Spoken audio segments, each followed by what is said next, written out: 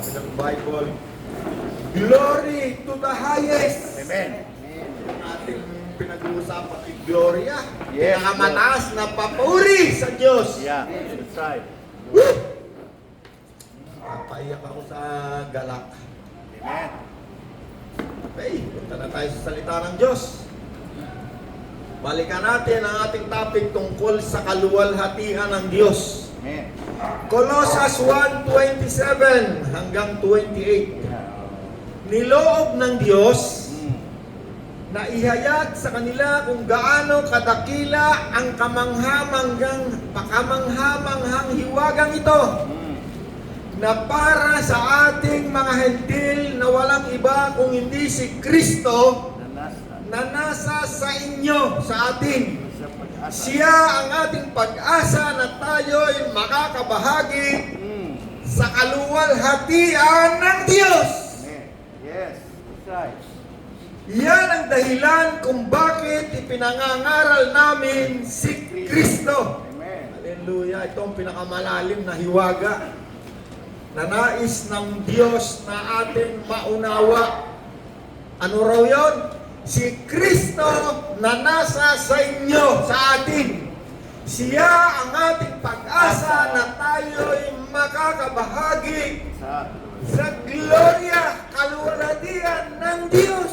Amen. Hallelujah. Sino sa inyo gusto makabahagi sa kaluwalhatian ng Diyos? Taas ang kamay. Amen. Woo! Yan ang topic natin ngayong umaga. Kasi yung salitang gloria, kaluwalhatian, ay na-pollute na. Hindi na natin halos maunawa. Ginawa na yung kanta ng kabastusan, pangalan ng mga walang yang tao, sari-sari na. Ang kaluwalhatian ng Diyos na sabi ni Apostol Pablo ay kailangan na tayo'y magkaroon ng kahit man lang katiting na bahagi nito. Yeah. Sapagkat yan ang dahilan kung bakit si Pablo, si Pedro ay nakabilanggo dahil sila'y nangaral tungkol dito. Kung binasa pa natin ang dire-diretso ng Colossus, sabi doon yan ang dahilan kung bakit ako nakabilanggo ngayon. Yeah. Dahil siya ay nagtuturo ng tungkol sa kaluwalhatian, gloria, na magiging bahagi hindi lamang ang mga Hudyo, pati tayong mga Hentil din na sasampalataya kay Kristo. Sino sa atin sumampalataya na kay Kristo? Taas ang kamay. Hallelujah. Sige, pati na tayo. Kalawang Pedro 1:17. Sapagkat tinanggap ni Jesus mula sa Diyos Ama ang karangalan at kaluwalhatian. Anong tinanggap ng Panginoong Jesus mula sa Ama? Yung pinapangaral ni Apostol Pablo na kaluwalhatian. Karangalan at kaluwalhatian. Yes. Ito, karangalan, sapagkat tinanggap ni Jesus mula sa Diyos Ama, ang karangalan at kaluwalhatian nang dumating sa Kanya ang isang tinig mula sa marangal na kaluwalhatian na nagsasabi, Ito ang minamahal ko na. ito ang minamahal kong anak Nalubos ko. na siya kong kinakalugdan. Yes. Ano, maging ang Panginoong Jesus, yun ang tinatangga, yung kaluwalhatian na tinanggap niya sa Ama, Sabi ni Apostol Pablo, nais kong kayo'y makabahagi nito. Nung nakaraang linggo, napag-aralan natin yung tungkol sa kaluwalhatian sa pamamagitan ng paggamit natin sa mga pangungusap na ginamit sa Bible. Yeah. Nakita natin doon na yung ibang mga kahulugan noon ay, sabi ni Pastor Homer, yun ay liwanag, kaningningan, liwanag, kagandahan. Yeah. Meron tayong nabasa sa Bible na, kasi ang kinukunan natin ng kahulugan ng Bible, hindi dictionary. Yes. Hindi yung dictionary ng Kastila, dictionary ng Hebreo, ng Bible. Kasi ang pinakamabisa para maunawaan mong isang salita, kailangan gamitin sa pangungusap. Yeah. Right. Pag yan ay ginamit mo lang, tinignan mo lang ang meaning niya, maaari kang mawala dyan. Nalaman din natin na yung tinatawag na kaluwalhatian, yun ay ginamit din sa salitang kapangyarihan, kataas-taasan, kabanal-banalan, at marami pang iba. Kagandahan, kapangyarihan. Marami yung binasa natin noong nakarang linggo. Kalakasan. No? Magpakaraming meaning nun. Kaya hindi mo siya maunawaan ngayon kasi yung mga salita kaya po na ginamit na yan sa mga kanta na Gloria, Gloria. Yeah. La bandera. Kaya hindi na natin maunawaan yung salita na yan. Akala natin kabastusan. No? May pangalan ng mga gloryang magnanakaw yan. Yung mga super, mga kurap ng mga politiko. Kaya hindi na natin maunawa. Pag tinanong mo, gusto mo ba ng kaluwalhatian? Marami sasagot ayaw namin kasi walang yaya yung mga tao na yan. Ayaw namin ma-recognize dyan. Pero sa katotohanan, sabi ni Apostol Pablo, si Jesus ang pag-asa na para tayo'y makabahagi sa kaluwalhatian ng Diyos. Amen? Yeah. Maging ang Panginoong Jesus ay tumanggap ng karangalan at kaluwalhatian mula sa Ama, mula nang nang dumating sa kanya ang isang tinig mula sa marangal na kaluwalhatian na sinasabi, ito ang minamahal kong anak na siya pong kinakalugdan. John 17:22. Ang kaluwalhatian sa akin ay ibinigay mo. Si Jesus ang nagsasalita, ha? Kaluwalhatian ang pinag-usapan natin, ha? Sabi ni Jesus, ang kaluwalhatian sa akin ay ibinigay mo, ay ibinigay ko sa kanila. Sino yung kanila? Yung mga sumampalataya kay Kristo, yung mga tagasunod ni Kristo. Sino rito sumampalataya kay Kristo? Nais sumunod sa kalooban ni Kristo kagustuhan at hindi susunod sa hindi niya kagustuhan. Amen. Tayo yon, mga sumampalataya. Okay. Nawala ako. Ay ibinigay ko sa kanila upang sila ay maging isa na gaya naman natin na iisa. Tingnan nyo, saan ang kaluwalhatian? Ang unang tumanggap ng kaluwalhatian mula sa Diyos, ang Panginoong Hesus. Aba, kung ang Panginoong Hesus, yun ang pinakamalakalim na tinanggap ng Panginoon mula sa Diyos. Kaluwalhatian, karangalan, kalakasan, kagandahan, kabanalan, lahat ng naiisip ninyong maganda. Yun ang meaning ng kaluwalhatian na gusto ng Diyos na tayo'y makabahagi. Makabahagi yan. Kolosas. Sana ba ako? Unang Pedro 4:14. Kaya Jose, pakibasa mo. Unang Pedro 4:14. Sabi dito, "Kapalad kayo kung kayo'y kinubutya dahil kay Kristo sapagkat sumasa inyo ang espiritu ng kaluwalhatian, ang espiritu ng Diyos." Ay, napakaganda. Unang Pedro 4:14. Kung kayo'y, ano tawag namin sa Kinubutya kinumutya, dahil kay Kristo. pinipintasan, Yeah. ba yan ba mga salita dyan?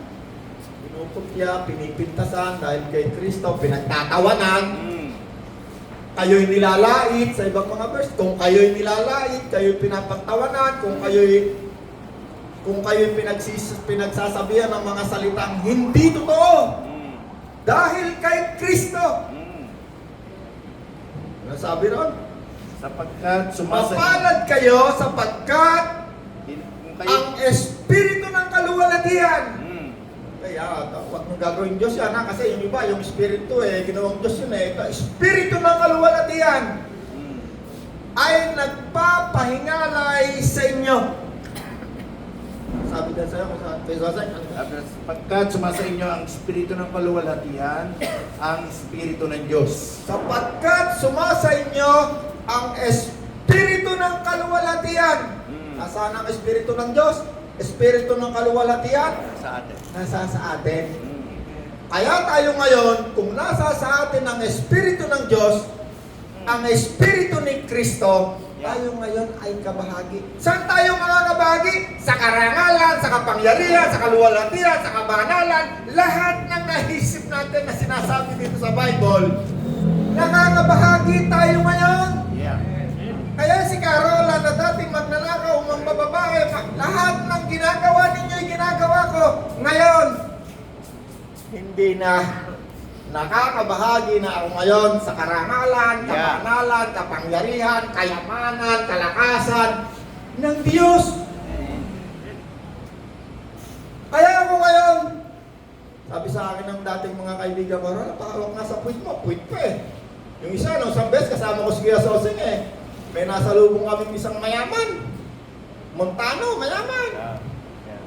Pagsalubong sa akin eh, Sir, pahawa ka sa kamay mo, pahawa. Yung mga katabi, Sir, pahawa naman sa kamay mo. Napaka-bless mong tao. Alala mo yan kasi sasayin ko sa Chipu. Sa Chipu, Ay, mga nag-meeting sila na. Kapag ikaw, nagpasya ka sumunod kay Kristo, nakibahagi ka kay Kristo. Amen. Okay, tingnan natin ha.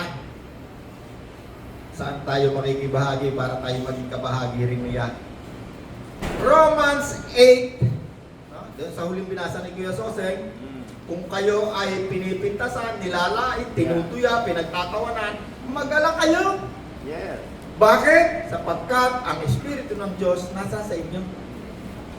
Amen? Yeah. Romans 8:18, sapagkat napatutunayan ko na ang pagtitiis sa panahong ito ay hindi karapat-dapat maitumbas sa kaluwalhatian na mahahayag sa atin. Balang araw, Anong sinabi ron? May pagtitiis na konti. Ay, ibig sabihin ng pagtitiis. Laban sa kasalanan. Kapag ka may gusto yung katawan na yan na hindi kalooban ng Diyos, makipagtiis tayo sa Espiritu ni Kristo na naririyan sa katawan niyan. Amen. Kasi ayaw niya ng kasamaan, ayaw niya ng gawa ng makalaman. O halimbawa, nanood ka ng cellphone mo. Ang cellphone, nandiyan na lahat ang kalaswan eh. Sarap na sarap ka, pero yung Espiritu ni Kristo nalulumbay. Nagsasalita. Naintindihan na sinasabi ko? Pag sinunod niyo yung Panginoon, yung gusto ng katawan mo, binigil mo, tiniis mo. Sabi ng Panginoon, makipagtiis din naman kayo sa akin, hindi naman kailangan. Sabi nga ni Nanay Pachi no? Kailangan na yung kaligtasan Ang ibig sabihin doon, yung pagtitiis na yan. May will kasi yung ating katawan, yung ating kaluluwa, yung pag-iisip, may will. Hindi lahat ng gusto ng ating laman, yun ang gagawin mo. Kasi ang laman na yan, marami ang kagustuhan gawa ng laman na tawag sa Bible, makagawa ng laman, paglalasing, pambababa, lahat ng uri ng kawalang yan, gawa ng laman. Roma 8:17. At kung kayo'y mga anak, kayo'y mga tagapagmana nga ng Diyos, at mga tagapagmana ng Diyos at mga tagapagmanang kasama ni Kristo. Sino sa inyo tumagkap kay Kristo? Taas ang kamay. Anak na tayo ngayon ng Diyos. Amen. Sabi ng Bible. At kung tayo'y anak, tayo'y tagapagmana ng Diyos na kasama ni Kristo. Okay, sumunod.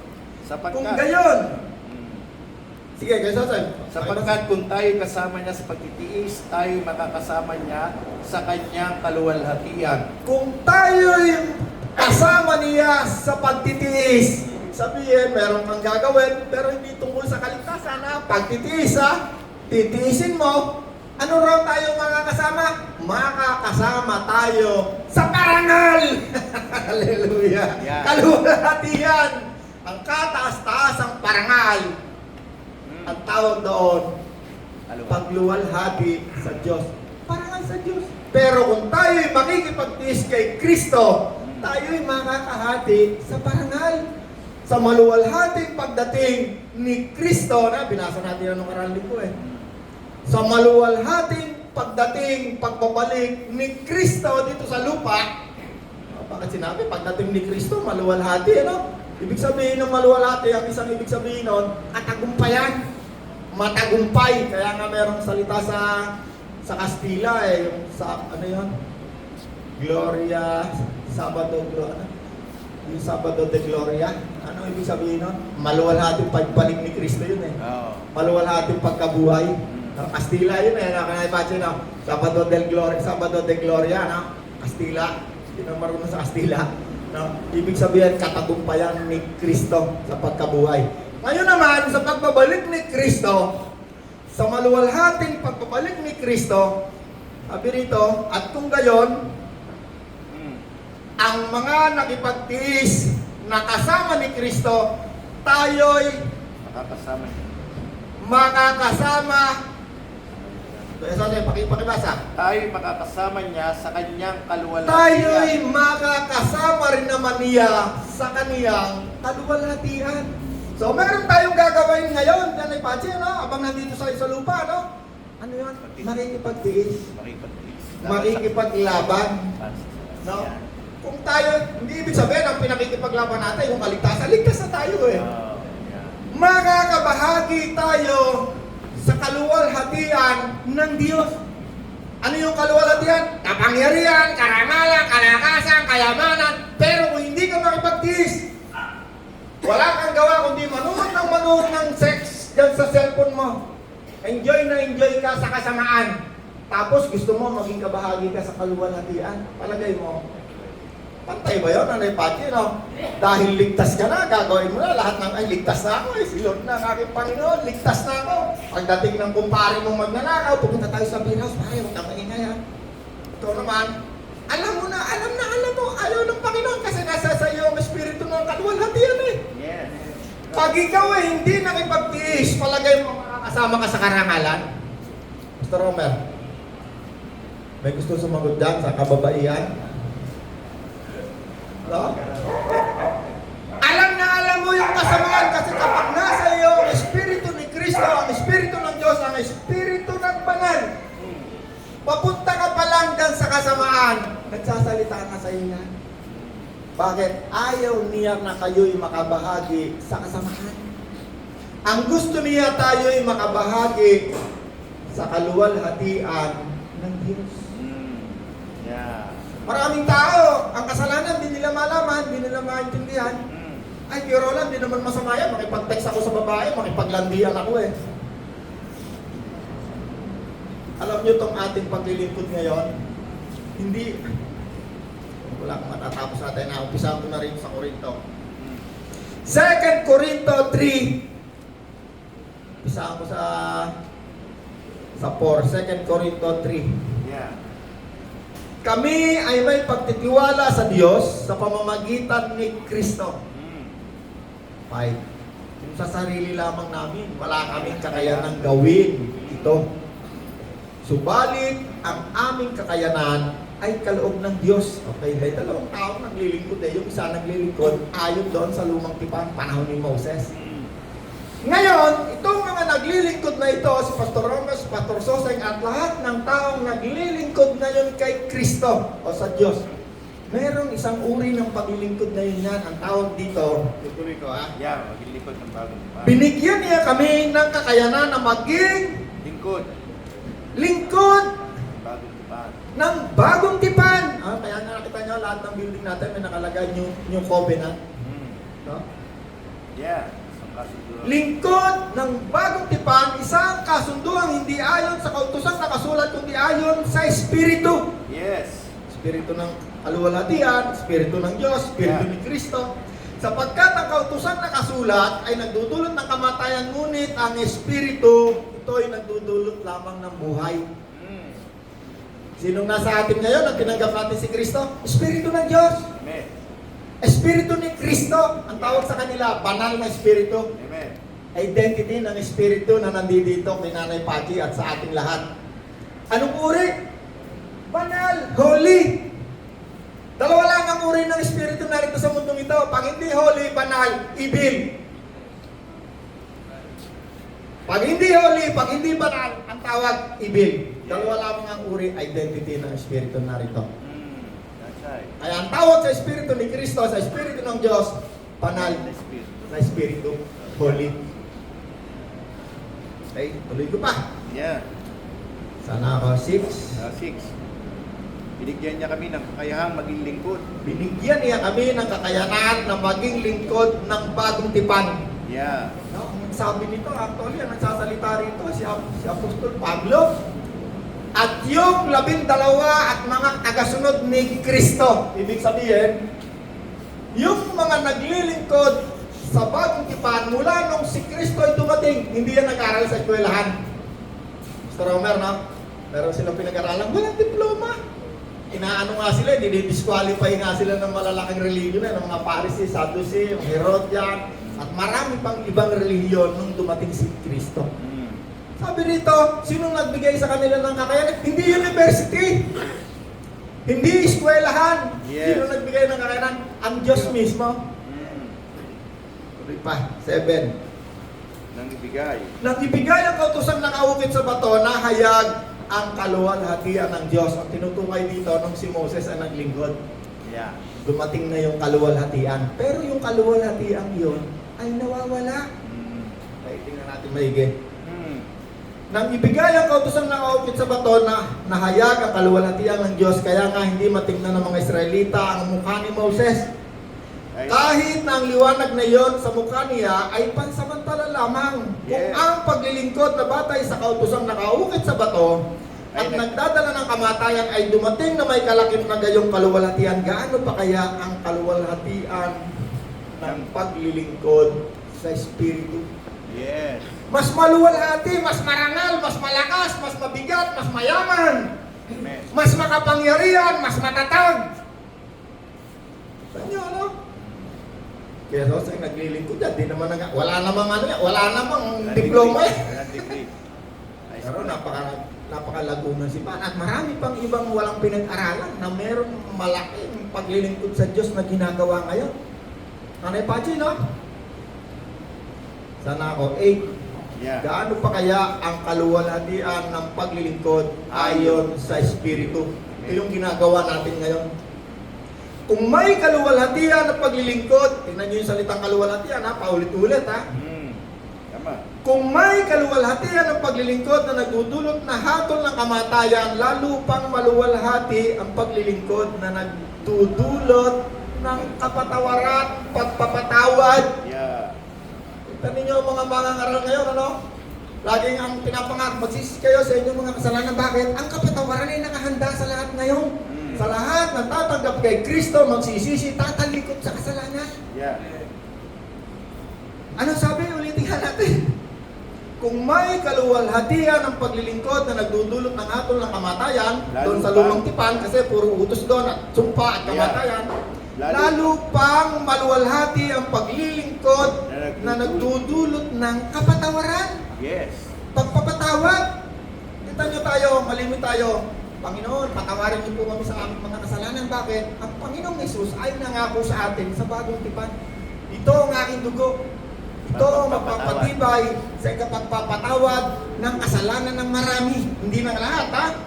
Ng mga hihingi lang ng tawad. Nakikilala. Ng mga kikilala. Ng mga hihingi ng kapatawaran sa kanyang kasalanan. Pagkat hindi ka pwedeng bayaran ng iyong kasalanan kung hindi ka humihingi ng kapatawaran, yung tawag doon pagsisisi. Ang pagsisisi, ibig sabihin doon, nagpasya ka, hindi mo na muling gagawain. Kung ikaw ay mambababae, yung katawan mo, ang gusto niyan, mayroong number 2, may number 3, pag nakahawak ng pera, takbo yan sa beer house. Sabi dito, kahit gaano pa kalalim ang kasalanan mo, may tipan ginawa ang Diyos, ang Panginoong Yesus, na ikaw ay patatawarin. Yes. Babayaran ng kanyang dugo, ng kanyang buhay, ang iyong mga kasalanan. Kung ikaw ay magsisisi. Kaya hindi automatic eh. Hindi automatic, hindi katulad ng kiniklaim ng marami, ligtas na kami kasi namatay na si Kristo. Yo, victory! Meron pa rin gagawain.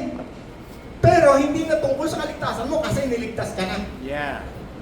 Una, matapos na ikaw ay magsisi, yung kasalanan na ginagawa mo, dati mong ginagawa, hindi mo na muling gagawain yung katawan mo, lalabanan mo yan, titiisin mo na yun yan.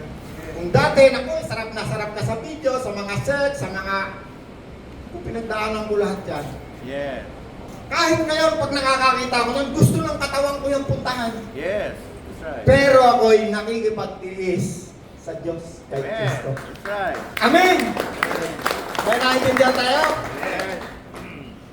Ang pakikipagtiis, kung ikaw ay nakipagtiis kay Kristo, ikaw ay makakabahagi sa kaluwalhatian, karangalan, kayamanan, kalakasan, katalinuhan, karangyaan, kagandahan, kaliwanagan. Lahat ng magagandang bagay na sinabi ng meaning tungkol sa kaluwalhatian, ikaw ay makakabahagi. Inaunawa ka? Anong isa natin gagawin? Makikipagtiis. Yes. Hindi yung, sarap naman nito. Uy, tao. Hindi lang cellphone yan. Lahat ng lihim na ginagawa natin, nakasamaan. Yeah. Marami tayong ginagawa niyan. Ako, punong-puno ako ng kasamaan. Isa akong makasalanan. Yes. Pero ako'y pinatawad ni Kristo.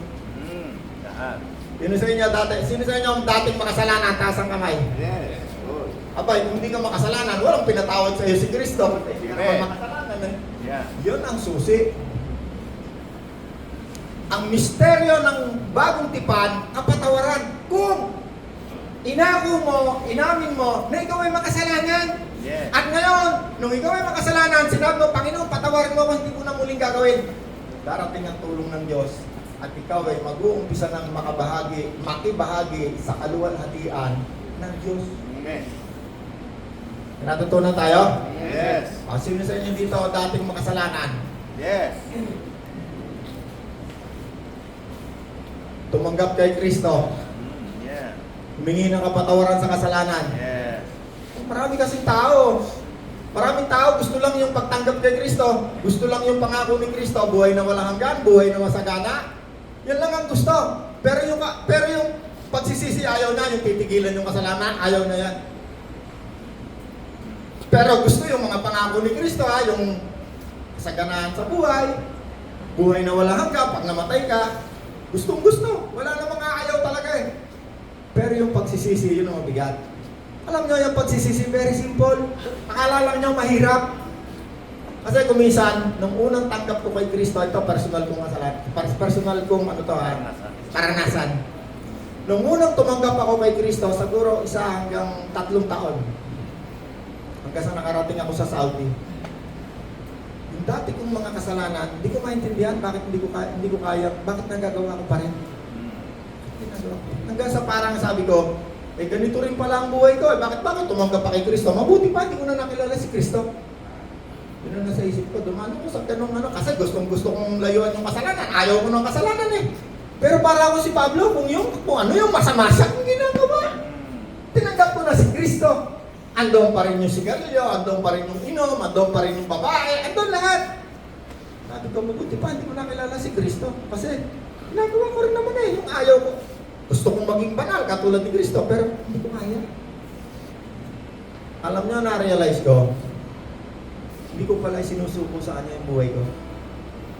Pag sinuko mo yung buhay mo kay Kristo, total 100%, si Kristo ang gagawa ng paraan para yung mga hindi mo kayang gawain, magagawa mo. Tutulungan ka ng Panginoon para yung mga kasalanan na hindi mo kayang maayawan, tutulungan ka ng Panginoon. Ang mahalaga, yung pagpapasya, yung will, ibigay mo sa Diyos.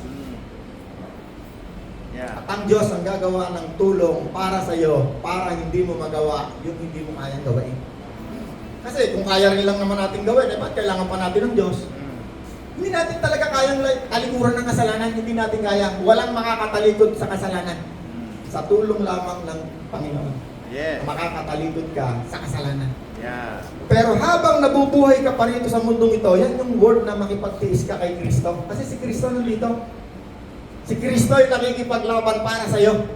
Yun yung sinasabi na kailangan makipagtiis ka rin naman kay Kristo.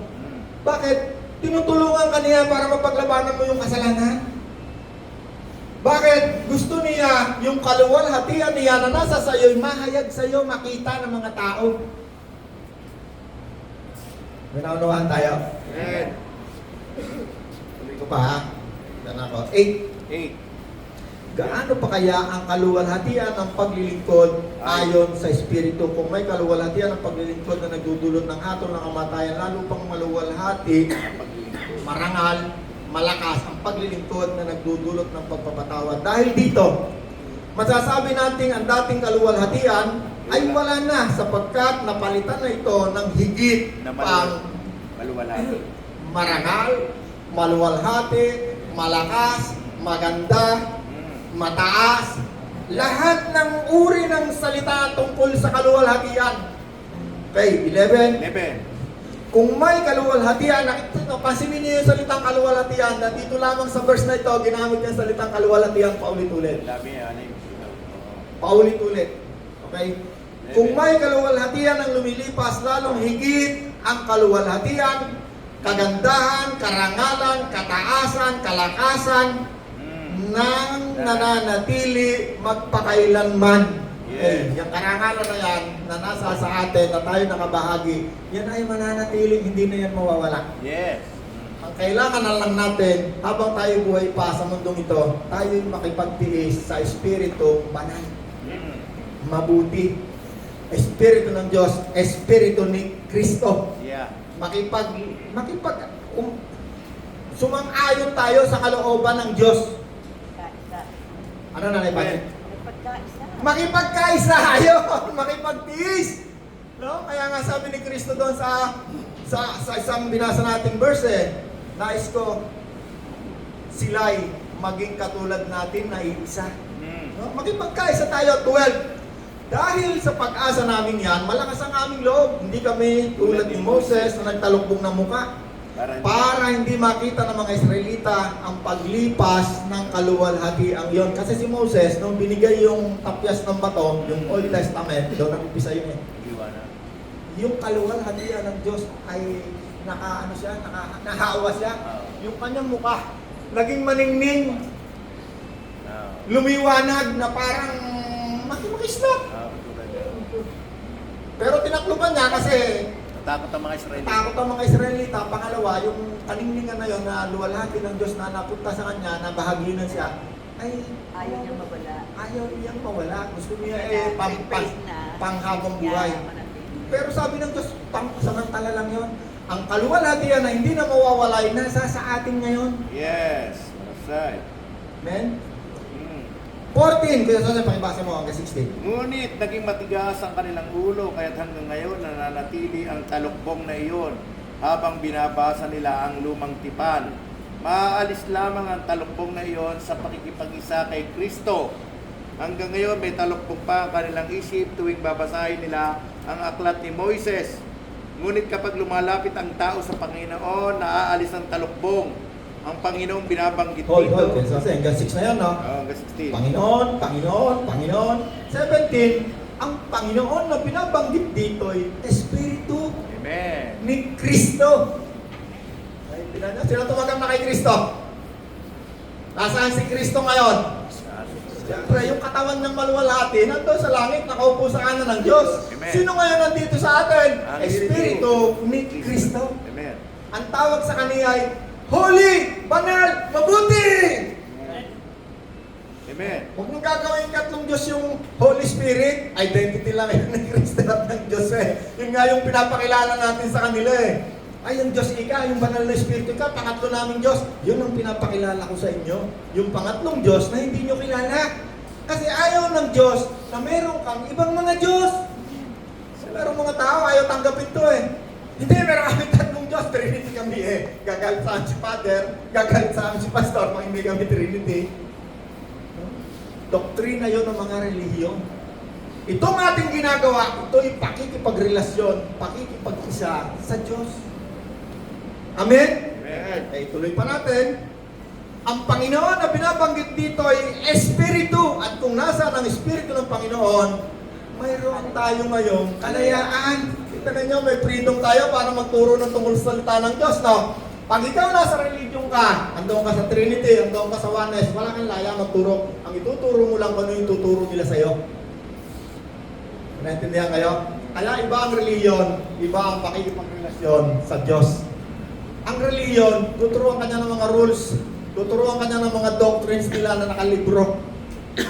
Ang pakikipagrelasyon sa Diyos, magbasa ka ng salita ng Diyos, lahat ng totoo tuturo sa iyo ng Diyos. Bakit? Ang magtuturo sa iyo, ang great teacher. Ang tawag sa kanya ay Espiritu Banal. Yeah. Espiritu ng Diyos. Espiritu ni Kristo. Amen. Okay? May oras pa tayo ron? Ha? Meron Ilan pa. pa? 18. Okay, tuloy natin. 18. At ngayon na naalis na ang talukbong ni Moses, nagniningning. At ngayon naalis na ang talukbong ni Moses doon sa lumang tipan, nagniningning, ulit 17, ang Panginoon binabanggit dito ay ang Espiritu at kung nasa ang Espiritu ng Panginoon, mayroong kalayaan. Basahin mo kayo sa 18. At ngayon naalis na ang talukbong. Tuloy. Nagniningning sa ating mga mukha ang kaluwalhatian ng Panginoon. Hallelujah. At ang kaluwalhatian ang yan na nagmumula sa Panginoon na siyang Espiritu. Hold. So, saya, ulit ha. Kung ano yung binabanggit na Panginoon na tinanggap natin ha. Espiritu ha. Yeah. Kaningningan ng Espiritu ng Diyos, Espiritu ni Kristo, narito ha. Ano ngayon ang gagawin niya sa atin? Kung si Kristo ay naririto ngayon sa atin, ano ngayon ang mangyayari? Tuloy mo pa kay Sosay. Ang siyang magbabago Ang Espiritu ng Panginoon, Ang ang siyang magbabago sa atin mula sa antas mula sa isang antas ng kaluwalhatian. hanggang tayo maging kalarawan niya. Tignan mo, ano? May level yung kaluwalhatian, ha? Yung kaluwalhatian ng Diyos, ano? Kasi binabago eh. Patuloy na binabago. Patuloy na yung kaluwalhatian ng Diyos ay nare-reveal sa iyo. Ayan kaluwalhatian na yan, yung Espiritu ng Diyos na yan na nasa sa iyo, para ikaw ay maging kabahagi ng kaluwalhatian na yan na nasa ng Diyos na gustong ipayunawa sa atin ni Kristo. Sabi, number 1, makipagtiis. Bakit kailangan makipagtiis? Kasi tayo'y binabago. Yung dati nating way of life, binabago. Yes. Yung dati nating kagustuhan ng mga katawan, nagbabago, tinitiis na ngayon. Yung pagtitiis natin, habang tayo nagtitiis, tinutulungan tayo ng Espiritu ni Kristo na nandiyan dyan sa katawan na yan. Binibigyan tayo ng mga escape route. No? Pinapatakas niya tayo doon sa mga trap ng kasamaan, ng kasinungalingan, at ng lahat ng kawalangan. Okay? Bakit tayo binabago? Ang Espiritu ng Panginoon, ang siyang magbabago sa atin mula sa isang antas ng kaluwalhatian. May level, nagpa-progress. Glory to glory, sabi ni Nanay Pachi, no? Yung kaluwalhatian na yan, nagpa-progress yan, lumalago yan, nakakayat na ngayon yung kaluwalhatian ng Diyos habang tinitiis mo yung mga kasalanan, kawalangian na dati mong ginagawa, nagpa-progress ka. Hindi ka pwedeng mag-progress kung hindi nagbago ang iyong buhay.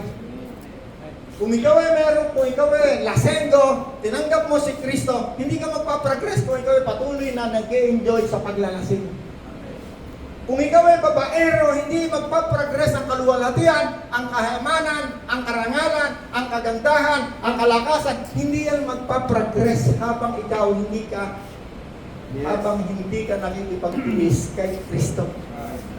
Okay, anong dulo? Sabi rito? At ang kaluwalhatian na yan, ang siyang magbabago sa atin mula sa isang antas, magpaprogress, ang kaluwalhatian from glory to glory hanggang tayo'y maging kalarawan, kamukha ni Kristo. Kaya si Kristo walang imahe yung mukha niya eh. Dami akong tao, mga ilan-ilan yung tao na kilala ko eh. Sabi nga nagkaroon sila ng pangitan tungkol kay Kristo. Walang makapagsabi ano yung tsura ng mukha. Bakit? Maningning ang kanyang mukha. Yeah. Ako mismo nakakaroon ako ng pangitan tungkol kay Kristo. Bakit ko nalaman si Kristo yon, napangitay na yon? Nabasa ko sa kasulatan. Siya ay nakaupo, puting-puti ang damit, puti ang buhok, maliwanag na maliwanag sa mata. Ang kanyang mukha hindi ko makita, maningning.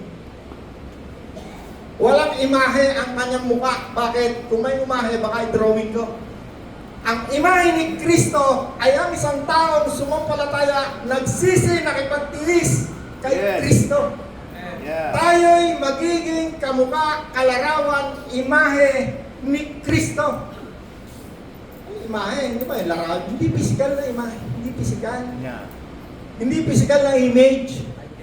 Kasi kung si Rod, tatanungin ko yan, ano bang imahe ni Rod doon sa kanilang probinsya, pinapanganakan? Dalawa lang ang imahe niyan. Pag hindi masama, mabuti. Yeah. Yun ang imahe. Tayo, yung imahe natin, magiging kamukha tayo ni Kristo na mabuti! Na kamukha niyang mabuti. Holy, banal, na espiritu ng Yes. Diyos na naririto sa atin. May naunawaan tayo? Yes. Sino sa inyo maging kamukha? Gusto maging kamukha ng demonyo, taas ang kamay. Wala. Eh kung gusto nyo maging kamukha kayo ng demonyo, huwag kayong makipag-taste kay Kristo. Gawin nyo yung ginagawa nyo pa rin, walang pagbabago. Pero kung gusto nyo makabahagi sa kaluwalhatian, ano yung kaluwalhatian? Karangalan, kalakasan, kagandahan, kayamanan, kalakasan, lahat na maganda. Kung gusto ninyo makabahagi sa kaluwalhatian ng Diyos, ni Kristo, makipag-taste tayo kay Kristo. Amen. Amen! Amen. Tayo lahat. Ikaw Ikaw! ang hari. Hari